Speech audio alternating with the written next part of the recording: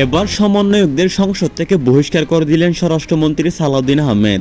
আওয়ামী লীগের নিষেধাজ্ঞা প্রত্যাহার করে আওয়ামী লীগকে বিরোধী দল হিসেবে স্বীকৃতি দেওয়া হবে বললেন সালাউদ্দিন আহমেদ। বাংলাদেশ সরকারের স্বরাষ্ট্রমন্ত্রী ও বিএনপির স্থায়ী কমিটির সদস্য সালাউদ্দিন আহমেদ আজ একটি অভূতপূর্ব চাঞ্চল্যকর ঘোষণা দিয়ে দেশ জুড়ে ব্যাপক তোলপাড় সৃষ্টি করেছেন।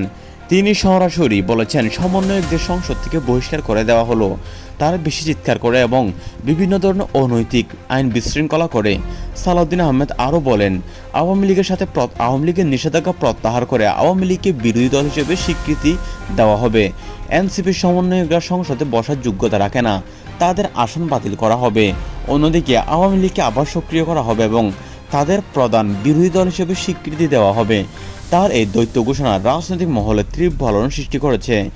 একদিকে এনসিপিকে সংসদ থেকে বহিষ্কার, অন্যদিকে আওয়ামী লীগকে বিরোধী দল হিসেবে ফিরিয়ে আনার ঘোষণা, দুটি একসঙ্গে আশায় বিএনপি সরকারের অভ্যন্তরীণ মিশ্র প্রতিক্রিয়া দেখা গেছে।